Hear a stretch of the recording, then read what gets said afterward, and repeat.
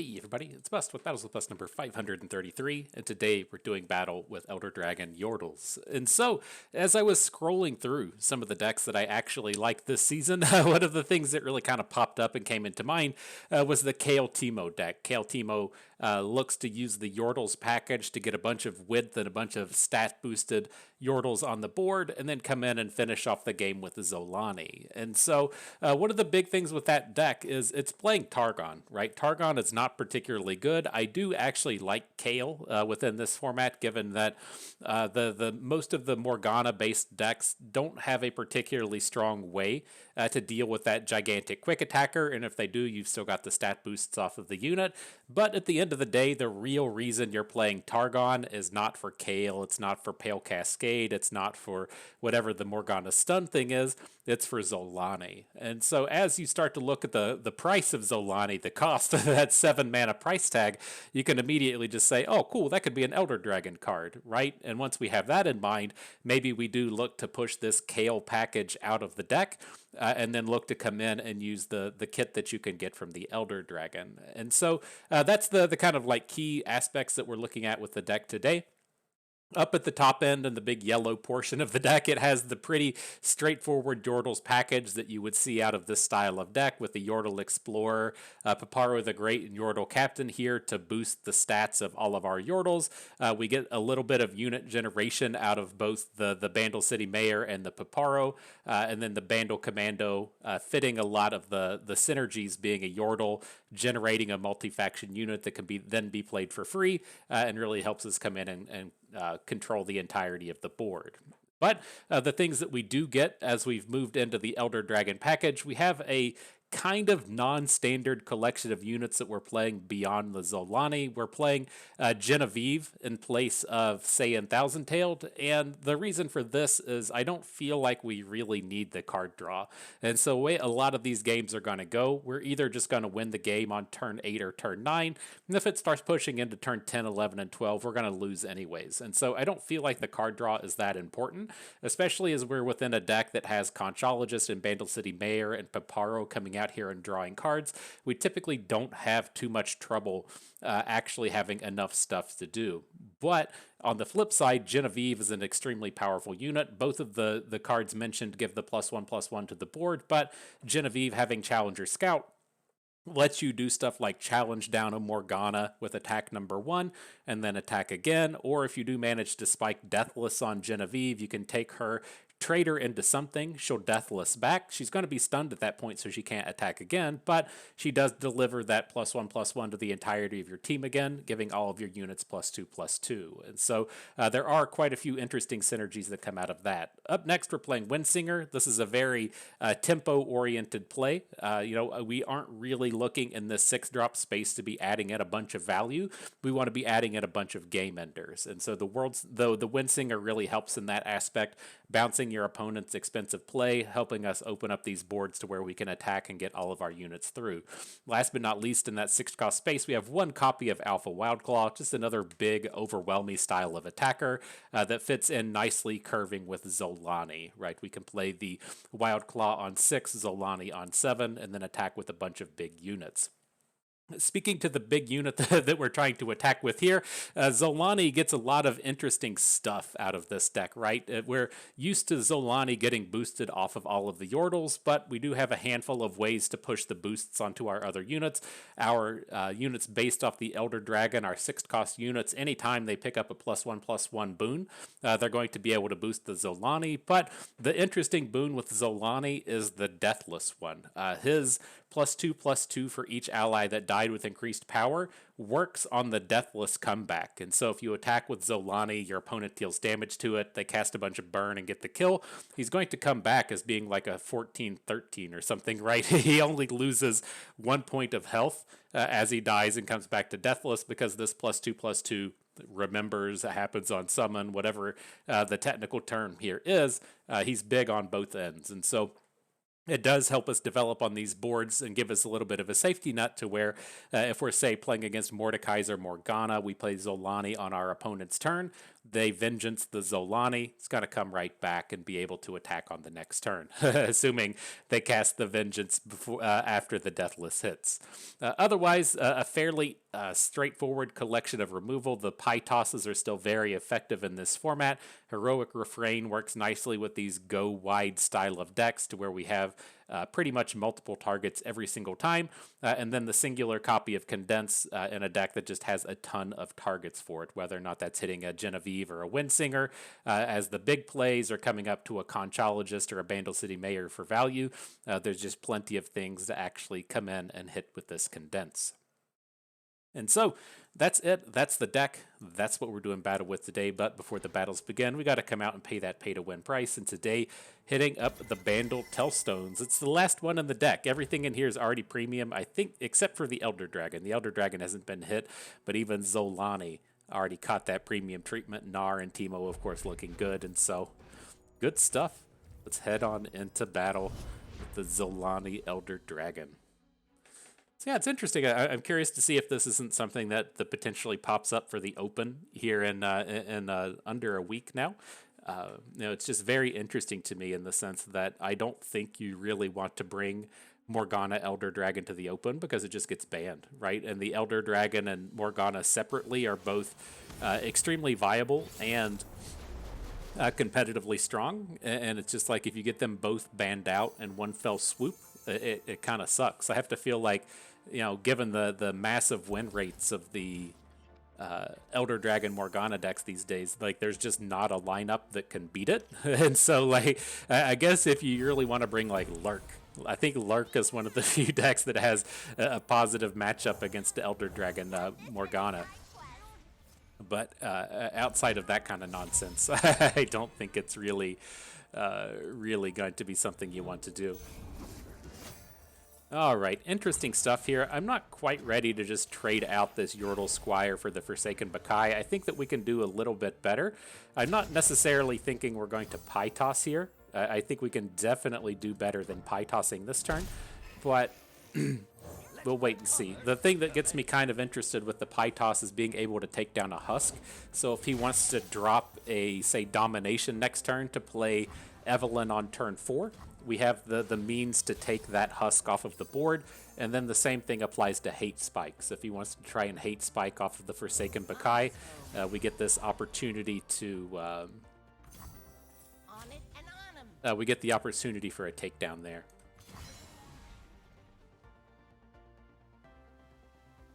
So we'll just send in the Bandle Commando. Opponent might read into this at this point and say, why aren't you spending that 1 point of mana, right? You have the tiny spear in hand. You should have spent it by now. But we'll see how it goes. They haven't played... what's her name, right? They haven't played Evelynn up to this point, and so it feels like it's going okay for us. And then all around, just an awkward draw for the opponent. 99% certain the only ambush they're playing is Shadows in the Brush and Nidalee. And so I think that we're okay there. We're still fairly safe in the event of an all-terrain trooper anyways, because we have our Yordle Squire on board. So I'm just going to go ahead and slam in the Mayor. We did pick up the second Yordle Explorer, which opens up some interesting spaces in terms of stat boosting, but I think just the singular boost to put a point on a unit is going to be good enough here. Now, one of the interesting things I didn't talk about is being able to generate expensive units. If you just caught what we did there, we generated a 7-cost unit that's going to cost 6 up at this point, but that means that we're able to get the boons onto the Furious Feyfolk, and so a little bit of interesting synergies you can get out of the card generations. But all right, at this point we got to start slamming. We got to start swinging. We can't just sit back on our hands forever. And so I think we're good to just go ahead and drop in the spear, attack with everybody. We picked up the Bandle Tellstones this turn. I hope opponent didn't just get to see that, but we can probably protect one of our units here. He has a board full of 3/3s. I would assume he's going to block the Bandle City Mayor. I think we should be able to win these combats. I don't think we want to be pushing for the damage, the 4 damage from the Tellstones. How do we feel about just letting this go? We do have the pie toss onto the Forsaken Bakai, but I think protecting our 2 units down here just sounds too good. I wouldn't be surprised to see something roll in. Like, he's probably still going to kill our Bandle City Mayor here, but this still feels pretty good to me.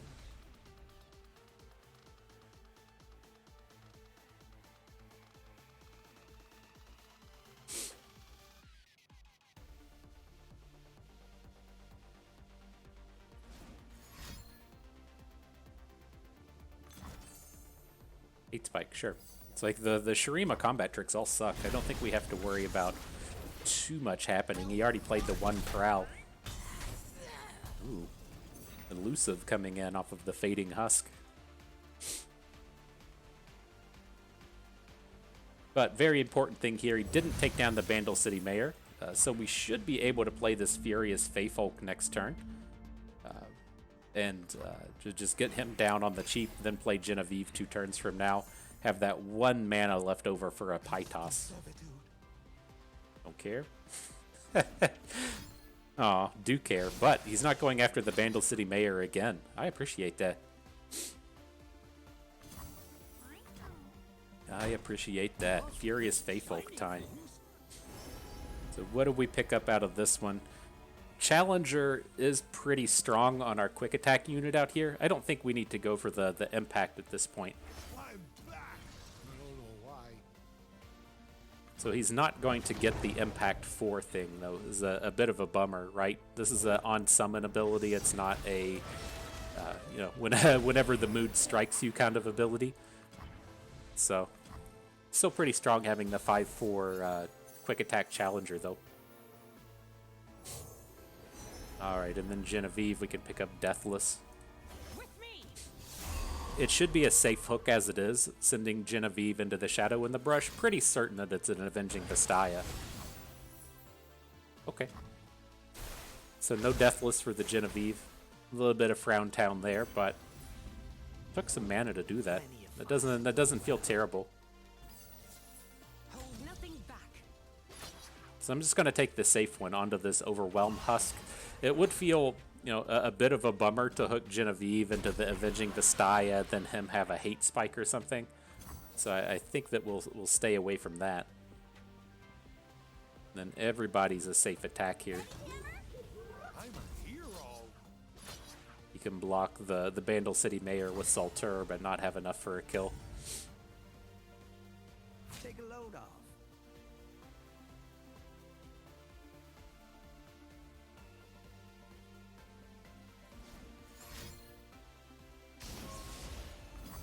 And Quicksand. That's pretty annoying. At least the Paraphant isn't big enough to do a lot of shenaniganing, right? We'll take that 6 damage elusive hit off of him, but it's not scary in the sense of like a like Bandle City Tycoon or whatever the stat doubler is called. I should stamp you out like the insect you are. Oh. You hit tough. I was so ready to just send this Husk back to where he belongs, but it didn't quite roll in. I think that we'll just add the Alpha Wildclaw here, and then next turn I'm gonna look to just condense onto Genevieve and see if we can't pick apart his board while growing the whole team. Seems like we should be pretty safe. You must have heard the screaming. Yep. I'm starting to get jealous. See what's been Evelynn is a little late to the party. A little late.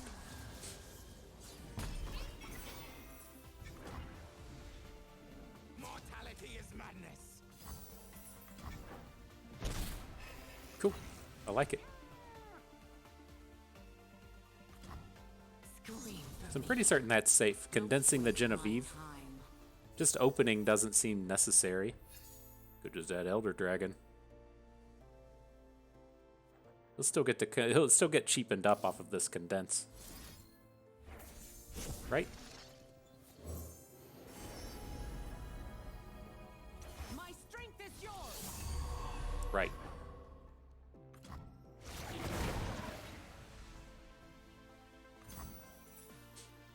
These woods belong to us. Alright, well let's come in and start killing some stuff. I think taking these husks down is going to be okay. Maybe we should just be getting rid of his blockers, right? So we'll take down Domination. The Husk can't block, the Dark Enthrall can't block. I don't think we have to worry about Evelynn getting Spell Shield. Like, if he just plays a unit, we win the game anyways. So it's not that big of a deal.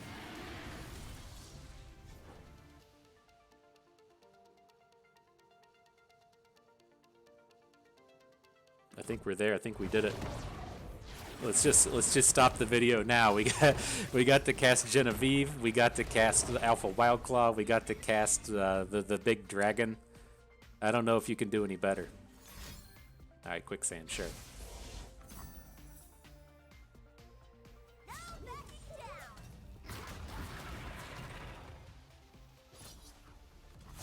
Gotta. Holy shit! That's the first time I've done it. I've never done that before. I can't be stopped. Oh snap! Oh man, the first time for everything, huh? It's so anticlimactic. Like, if we have to watch like a minute and a half of Sundisk video, why is the Elder Dragon only given like a half a second flip animation? What a bunch of nonsense. Oh man, that's a bummer. That's the spot to where you should be getting like the 3-minute video, right? I guess the line of thought is the game's just done at that point, huh? What a bummer. I swear the peak Elder Dragon was that Riot Dirtle thread on Twitter from right when the set was being spoiled, just explaining how the I can't be stopped works. Beautiful. Top tier content 2023.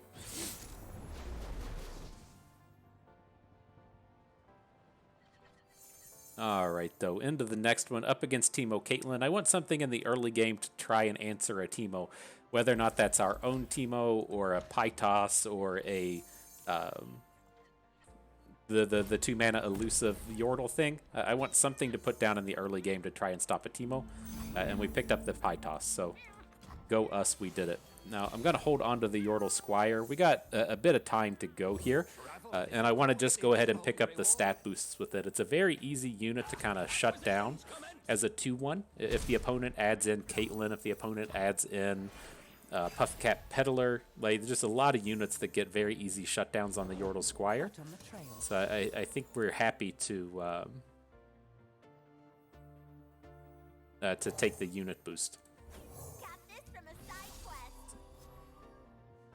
So a touch of a bummer here, but I think this is okay. And then next turn we're going to look to add in Gnar.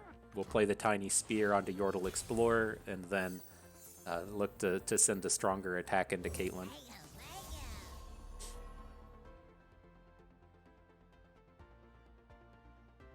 I wonder if we should have played the Tiny Spear first.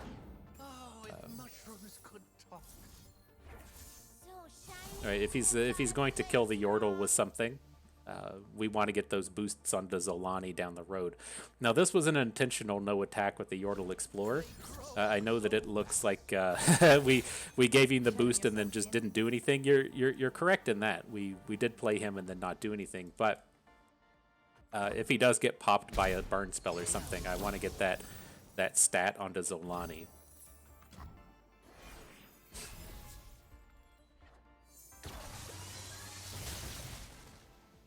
Let's investigate.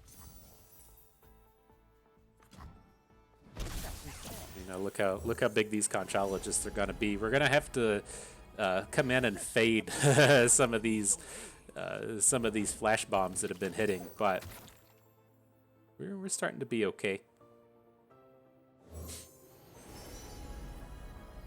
Coming out of this one, I think we want the heroic refrain. It's nice to just go ahead and have a copy of it. There's the Xolaani. We'll lose a unit, but oh no, Xolaani's hit under. He's the draw under the fishmonger. That's some shit. That's some shit right there.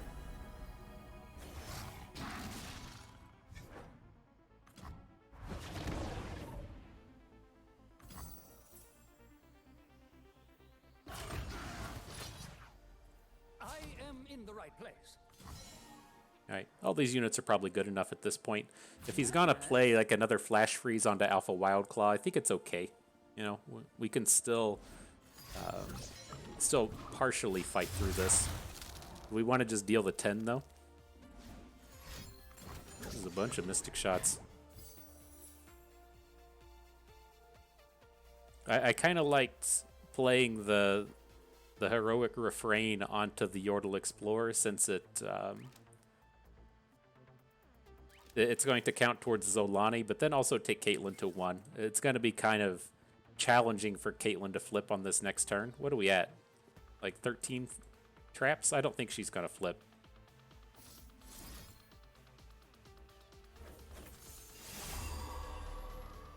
But I do, like, we need something to happen with this Pie Toss, right? And I do like that we're able to Pie Toss her at some point.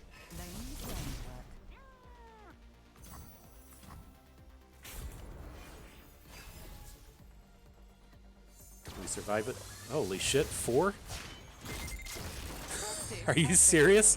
That was off of 1 draw as well. There were fucking 4 flashbang traps onto that singular Genevieve. What a bunch of fucking nonsense. I guess at least, well, I was gonna say at least 3 of the 4 landed on the bad unit, but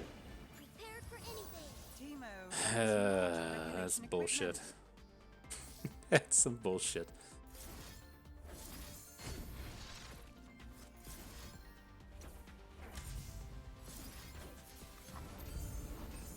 All right, well, let's see where this gets us.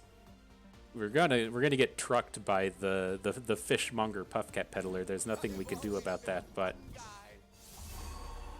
okay. No, why not? Okay. Get me out of this game. This lottery ticket's done. You know, that's the perfect example, huh? The perfect example of my lack of understanding of how to handle the lottery. Do we go and purchase the ticket after a game like that? This is from the opponent's perspective, right? When you just fucking high roll everything right off the top. Is this your lucky day, so you should go purchase the ticket? Or did you waste your $800 million Powerball opportunity on a worthless game of Legends of Runeterra? It's it's tough for me to tell the proper aspect there. But wow, I don't know, just spend it all there. It's one of those interesting things when I felt like I was kind of at my prime of playing Magic, the prime of when I was not terrible at the game. It was the kind of spot to where if we went to an event, as long as I didn't run bad, I felt like we would do okay. And so it's where I'm getting kind of close to that space with the opens now, is to where I feel like if we're just running kind of even, then we have a pretty decent shot of running into the second day. I think if we're running good, then we'll definitely do it. And then if it's a match like that, that's just the way it happens sometimes. I'm getting close. I'm not quite there yet to where I feel like I've just got a very good shot at top cutting, but getting close. Mama's home. But I definitely felt like that space in Magic as to where if we were at a Grand Prix and I just didn't run bad, I felt like we had a decent shot to make the second day. And then the second day, everybody was typically better than me. So it was a little bit of a different story there. But Nothing like the great outdoors. Ah, Vandal Scout Teemo. nonetheless, moving on.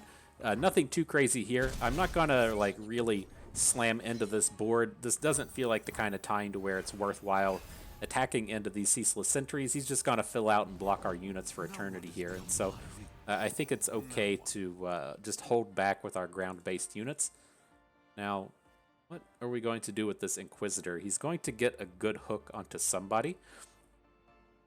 Kind of leaning towards protecting our Teemo here. Just feels like we really need the elusive units to be doing something. And so if we can chunk opponent down to like 8, and then we'll switch into this Alpha Wildclaw Xolaani plan. And so it's like, oh no, he had Deathless on the Dum Dum. All right, let's just pass. This will hurt. So he can't get the kill at this point. Not adding these suppressions to our hand. Suppression's not a huge deal at this point, but it will quickly get out of hand. I did my best.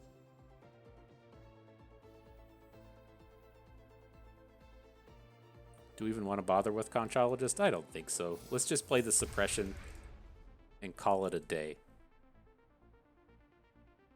Well, let's add in Conchologist. He doesn't have any mana at this point. Like the only valid attack we're going to get is off of the Bando Commando. So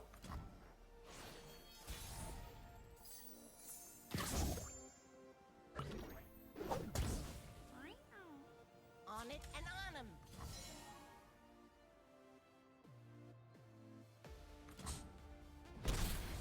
all right, nice chunks of damage. Where you at, Xolaani? 4/4.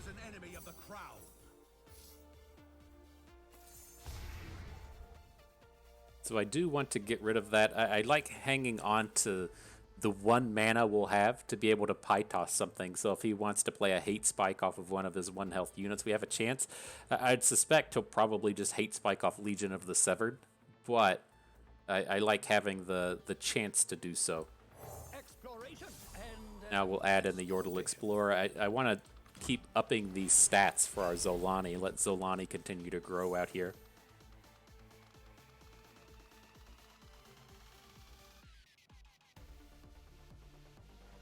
I don't think this is a turn where we'll be playing a Heroic Refrain. I still think we're looking towards this Alpha Wildclaw Xolaani kind of plan.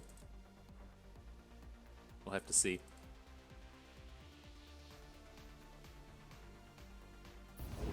I shall show them what it is to fall. Interesting.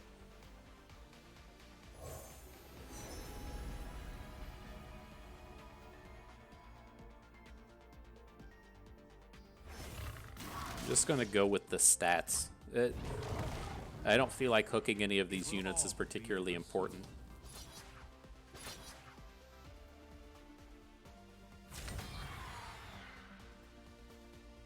Do not look away. Don't want to block with the Alpha Wildclaw here, though. If he's going to take a 5 damage hit off of whatever that dumb spell's called, big hate spike. If a big hate spike is going to roll through, I don't really want it hitting our Alpha Wildclaw. Bear this burden. How dare they? This doesn't feel like the Xolaani turn, though. With him being at 8/8. I mean, I guess it doesn't feel terrible. Like, if we play Xolaani and he gets Vengeance, that does feel terrible, but seems like a place to where the Bando Commando is our our friend to continue on with.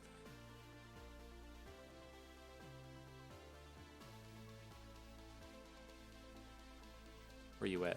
Bando Commando. You best believe I don't play. So now it's like if he Mordekaisers onto the Inquisitors and gets a big stat line, I don't particularly care. Still continuing to grow Xolaani here. That feels good.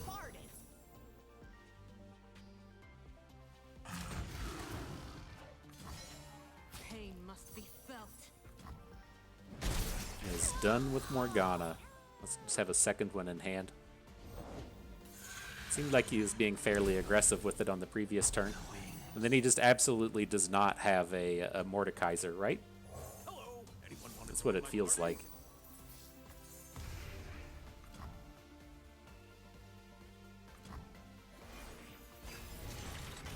Seems like we're just gonna get Morgana'd again.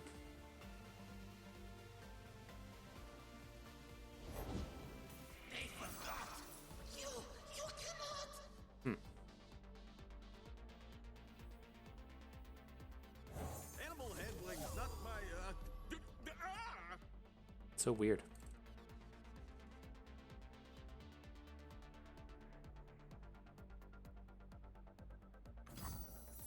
I mean, the chances of this Xolaani actually attacking and getting a kill next turn are exceptionally low, right? Has to be. animal handling is not my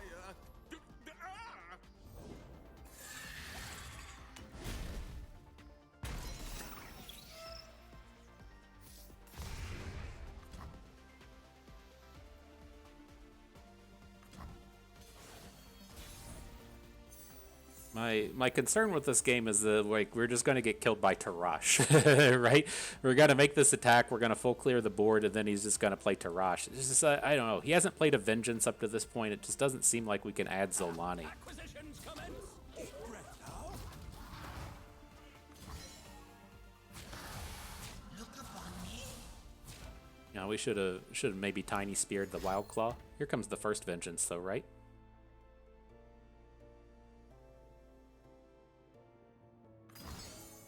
Okay.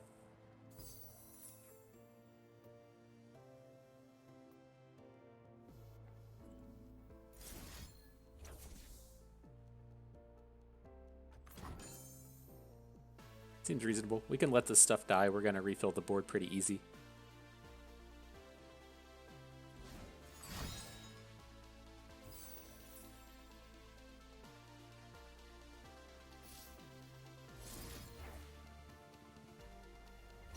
Now this heroic refrain is just too good. Get to keep our Yordle Captain around, get the 4 damage in, protect the Yordle Explorer. I like it.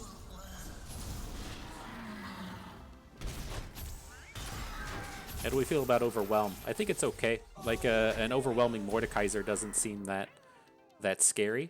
And now we are built up with the flipped Xolaani, so if we can play Xolaani on the next turn and then open attack, flip all of the units into Xolaani, we should be fairly healthy. This requires my largest official hat. I like being healthy. it's a perk.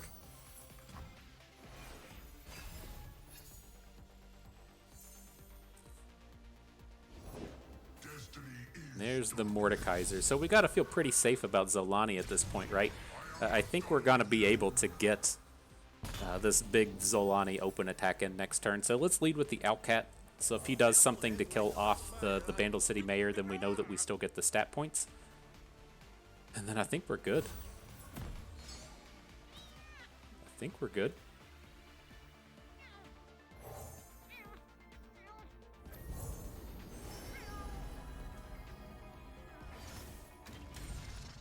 No deathless, unfortunately, but that should be enough, huh?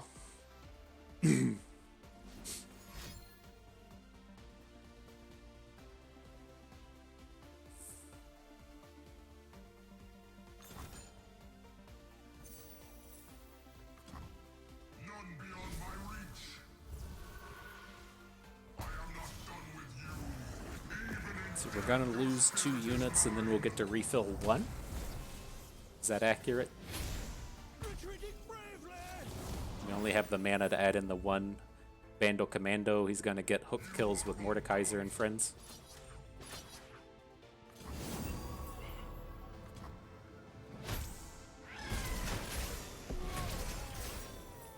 Baddies beware. Mama's got a gun. Baddies beware. That's enough. G. Okay. Didn't even need the Deathless, huh? Didn't even need the flipped Elder Dragon. Good stuff. And the game broke. Okay. Alright, next battle. And as I restart the game, it reminds me, I want to have the deck tracker on the screen. It's not my fault it's not turning up. Whatever the deal is with the LOR master tracker, it's still doing this thing to where it won't connect, and if it can't connect to something or whatever, I don't know why it would need to connect to something that isn't the game in order to show the deck tracker on the screen. It just kind of is what it is. And so I have gotten to the point to where I can get the Runeterra.ar tracker to work. I used to have problems with the Runeterra.ar tracker just not even loading on my computer, but you can't really customize the thing in a way that I want, and so it's a little bit awkward to like, I don't want the mana curve thing on my screen the whole time. There's some stuff on it that I really like. It does track your most recent games, and that is a feature that I like, but I just can't. I can't swap with all of that stuff on the screen. But I mean, I guess at the end of the day, you can either have all that stuff on the screen and have a tracker, or you can just not have one. And in that case, I guess I would, I would prefer to just to get it out there. All right, Mage Seeker Jr. comes in. Sure, I don't know why people love this card so much. I guess it's doing something. We won't cast our Tiny Spear at this point, but I just don't understand what matchup this card's supposed to be good in. Like, are we getting beat up by this? Like, this is the thing that really strikes me, right? I've been wanting to talk about this, where you have the Junior on board, you play the Inquisitor, the suppression costs 1 more mana, and then if you do something to get a second Inquisitor, it just doesn't do anything. If you play Morgana, it doesn't do anything. Like, I don't know. I guess somebody likes it, but I don't understand why. But nonetheless, moving forward, I don't think we need Combat Reel. I mean, it helps, offset some of the cost from some of these suppressions, but Fish a Whack is typically the way to go. Trying to think, like, we're probably going to struggle to get overwhelm damage in any kind of real capacity. He's playing the... Oh, he's not playing dragons. What the fuck is this doing? Just... He's got the... I mean, I guess there's nothing stopping you from playing Cloud Drakes. But here, I really want to just drive home the problem at hand has nothing to do with Mage Seeker Jr. here. It's his unit's just being bigger than ours. Like, I guess you could make the argument that if the Junior wasn't on the board, we could have played Bandle Tellstones there and gotten the Heroic Refrain and just gotten 3 for 2. But I don't know, man. It just strikes me as such terrible cards. Such terrible cards. All right, Conchologist. I do like the early bird here, and we're about to overspend some of the mana. We're going to play the suppression, attack with the Castaway so we get the mana back, and then we can look to early bird after that. A bit annoying having the Badger Bear, but it is what it is, I guess. At loggerheads, eh?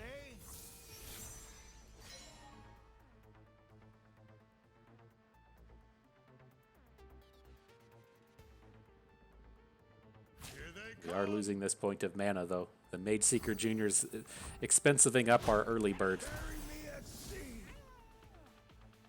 Get that. If we didn't have to pay the extra mana, we could immediately re-equip the Combat Reel onto the Bandle Commando. The Bandle Commando is going to get hooked by the Inquisitor.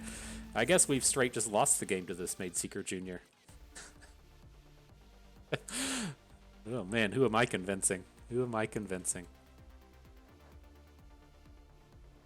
But no, I think this is still okay. I would definitely want to early bird here, see what this spikes out of his hand, and then being able to double Windsinger should be pretty strong. Elder Dragon, that's unfortunate.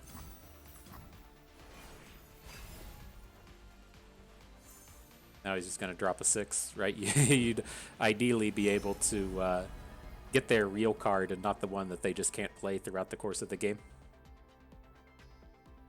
But this should be okay. We should still get a nice tempo swing here. We'll see what pops up with the Windsinger. Like, the 1/1 tough would be exceptionally good. Otherwise, we just need the kind of stat bonuses here to not get killed by the Inquisitor. Oh, no. Call it back. Oh, god damn it. I mean, I guess it's half okay hitting the Badger Bear. But I wanted to send back the Cloud Drake.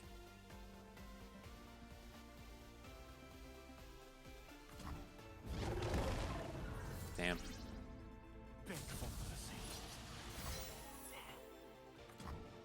I think we're still okay. This is just not what I wanted to do.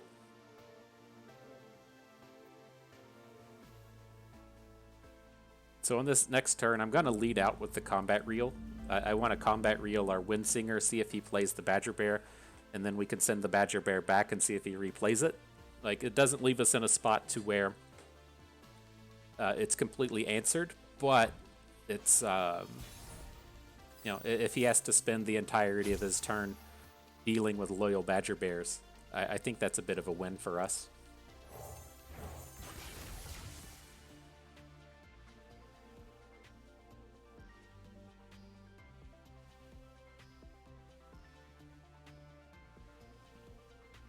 I'm a little worried. Like, he took a long pause on the previous turn like he was going to play a Gentleman's Duel.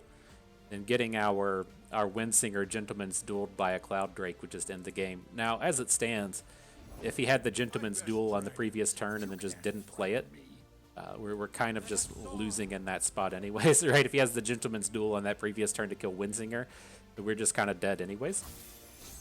But let's see how this goes.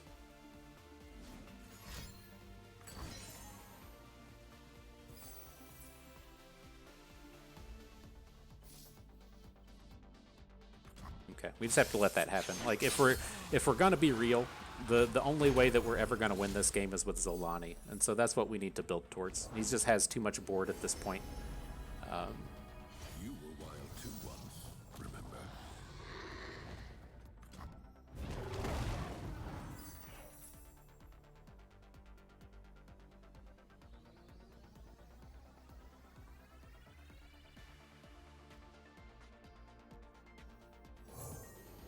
All right, conchologist it is.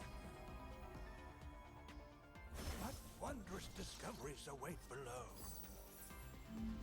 Oh, we can't play combat real? Fuck. All right. So shiny, it's gotta be. We have to have our units capable of getting in front of the big boys here. He does have the hook out with the Maidseeker Inquisitor, but we can drop the Bandle Tellstones. I was hoping that this turn we were going to be able to just get the Windsinger going. What's this guy cost? That costs 4. Galantis costs 6.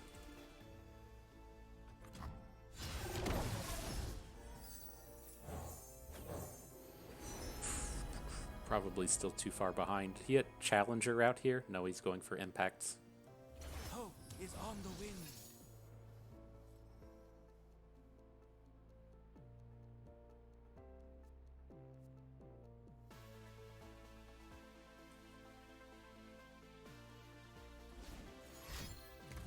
Sure.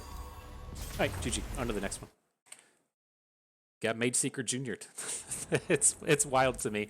The thing that would come up in the previous patch, or like 2 patches ago, was the Maidseeker Junior would come up, and people would be like, "This is my counter to Janna." Right? You'd be like, "This is countering Janna." It's like, what does this counter in the Janna deck? Like, if you're to the point in the game with Janna to where they've either like sunken templed you and you're actually Maidseeker Junioring their sunken templed cards, or if you're increasing the price on some of their updrafts, it's just so never relevant when what has actually happened to you is like the opponent's doing Janna stuff. And then they play a Windborn Mariner that's not a spell. They play the bird that's not a spell. They play the 5 damage burn thing, which Junior does nothing against. They play the reduced cost 3 damage nug to the face a little bit thing, which the Junior does nothing against. It's like, what is your answer to what Janna does? And this is just, it feels like the exact same thing to me in this format. Like, I know that we got shut down just a little bit on our Bandle Tellstones there. We didn't get to play our Tiny Spear.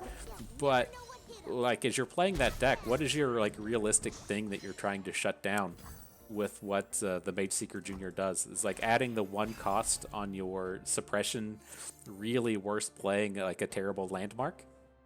It strikes me as a no, but I don't know. Maybe that's why we lost there. If we got to Bandle Tellstones and not lose board, maybe it would have been okay. All right, nonetheless, our final battle here. Let's go ahead and get this going. This is a tempting block. I think I'm good with it. I wanted to play the Conchologist to stop the attack with the Petricite Hound, but this is kind of one of these spaces like the previous games to where we're not going to get any kind of good ground-based combats out here. Now, ideally, he's not going to get good hooks with the Broadwing. Like, I get that you can Broadwing into Teemo at this point, and that's fine, but like, it's just going to be really tough for the Conchologists to ever deal damage. And now this gets us in a spot to where we can combat these a little bit better. I'll go ahead and add in the Wildcat. If he's got the Inquisitor, there's just not anything we can do about it anyways. So I think it's safe to just get the board like this. So I'm willing to give up on Teemo. What I would like to do at this point is, I assumed he was going to take like the 1 mana hook into the Teemo and then the broad wing into the Bandle Commando. The bigger one into the Commando so it can actually get the kill. I'm fine to just let the Teemo go. What I would like to do is just kill the 3 of his units this turn.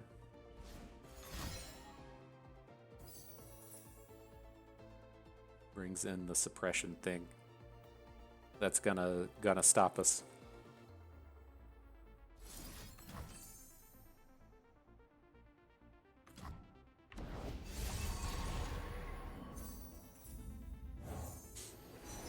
So we got the Flame Spitter off of him. That's good. Now I think we want to drop the bomb. Like, he's going to come in and be attacking down our 1 health units. I want to get some power in front of these. And here, just keep wearing out the stats.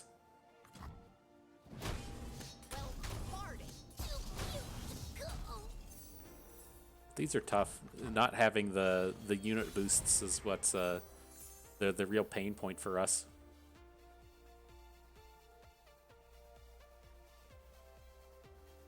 I don't think we...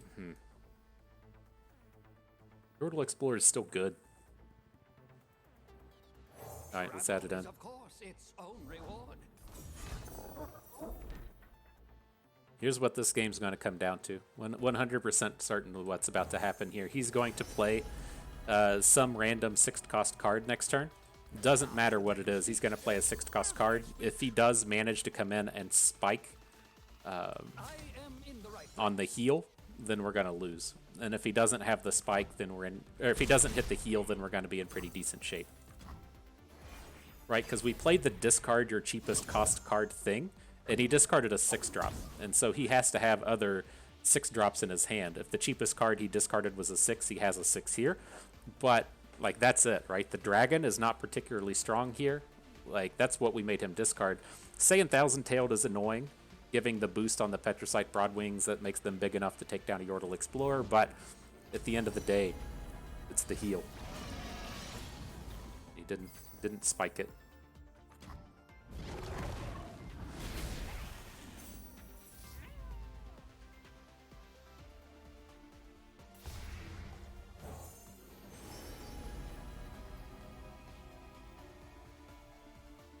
Alright, I'm leaning towards this Fish-a-Whack. It's... I don't know. Maybe we don't have to have the blockers, but it's like if we pick the Shepherd's Authority, he's just going to completely ignore the unit. Now we still have the mana to Heroic Refrain. It's not a particularly good Heroic Refrain. I think we need to just switch it over to playing Drop the Bomb onto the Fire Spitter.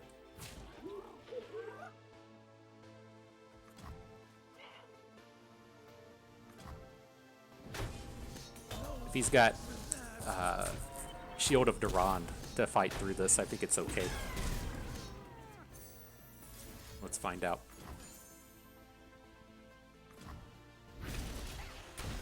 Alright, that's not horrible. And then at the end of the day, if we really need to, we have the Bandle Tellstones to generate multi-faction cards. A little bit of card advantage you can get out of this thing. Galio, yep. Come on then, let's get to fighting.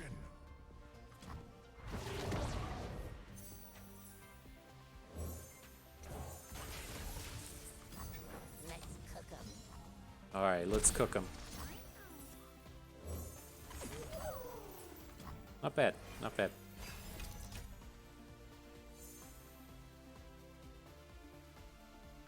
So I'm curious with this, like I was immediately thinking in head that we're just going to start playing Heroic Refrains here and stuff, but I think that we're just in on the burn plan at this point. Like, we'll take all of this damage.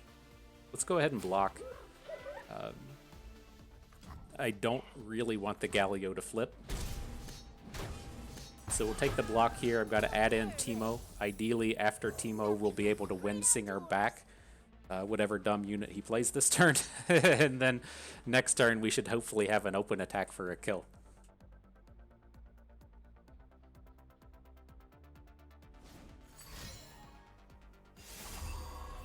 don't care about that.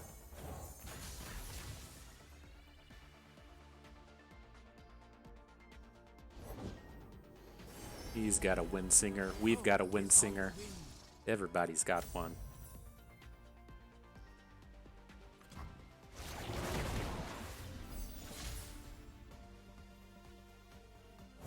Another day in the field.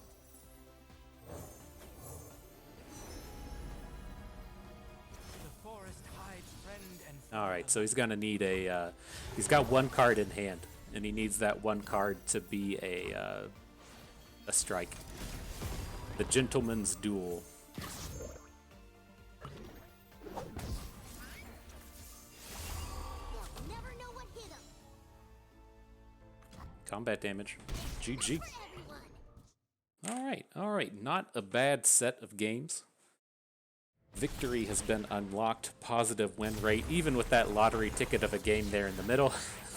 And we can pull this up and talk about it a little bit more. And so, again, like I think it's a fairly valid deck as we think about the upcoming Open. The biggest kind of problem that this deck run into were those games to where the Mage Seeker Jr. game, right? And it wasn't so much the Mage Seeker Jr. The Mage Seeker Jr. was fairly ignorable, and to a large degree, a lot of the curses are ignorable in playing through this deck. The problem that you can start to run into is when they 2-for-1 your units over and over and over again, right? So they play the Petricite Broadwing, they take down your Yordle Explorer, and then they use the Petricite Broadwing to challenge back into a Yordle Squire. You start to see the same thing with the tough challenger thing when he gets to come in, challenge down a 2-power unit, and then get a follow-up challenge on the next turn. Like those 2-for-1s to where they get to just come in and annihilate all of your elusives are games to where you really come in and struggle. But as we look to come into the upcoming Open, I really just kind of plan on banning Morgana every single time, and that eliminates a lot of that deck from play. And so I was thinking, I thought of it earlier, I didn't stop and really come in and talk about it, but I'm curious what the makeup of worlds looked like. I don't remember what a ton of the people's lineups were. In terms of actually playing Morgana and Elder Dragon together. I think that was probably why there was a fairly high prevalence of Mordekaiser Morgana, was so that you got to split your Morgana and Elder Dragon apart. But it was still like a less developed portion of the meta where Nora Elder Dragon was at the kind of peak of things you could do with Elder Dragon, and then there was a lot of just say Morgana Riven style of decks, which have really kind of fallen off since that was a thing, since in the post-Worlds meta. But nonetheless, outside of that, it's still a fairly strong and fairly powerful ability. We got to pop off with a lot of the things that we were trying to showcase here, just the big Yordles coming through. If the Yordles plan fall apart, you have elusives. If that falls apart, you can still fall back on the likes of your Xolaani and your Genevieves to come in and finish these games off. And apparently, you can just kill people with the Elder Dragon. That's that's a thing that's on the table as well. And so I'm like how this goes. I think at the end of the day, the question for this deck is adding in the Elder Dragon better than just playing Kale. And I'm leaning more and more towards yes. It's like I have run into spots to where I would like the little bit of Targon, right? This is not a meta to where you want to play Pale Cascade, but playing things like the stun is kind of nice to have access to. But you know, it's just so brutal. Like if you're like spending all of your mana on suppressions, you don't have the mana to actually play Pale Cascades. Like you have to have really high impact combat tricks. Like if you're actually going to spend the mana on a combat trick, it has to be a high impact combat trick. It can't just be a value trick like Pale Cascade to where you're like, oh, well, I'm trading anyways and getting a free card out of it. That feels kind of good. And so it's like I don't feel like I'm really super interested in playing Targon. Now, Kale is a big deal, right? You get a lot of these boards to where Kale getting to boost the whole team is pretty good, but man, I really enjoyed having access to Windsingers and Genevieves and the safety nets of the Xolaanis and everything. I feel like this is a very powerful place to be. Nonetheless, good set of games. I had fun with that. I hope you did too. That is going to do it for us today. So I hope everyone enjoyed the video. Hope you maybe learned a thing or two along the way. I had a good time watching. This is Bustin' We. Thank you for being here.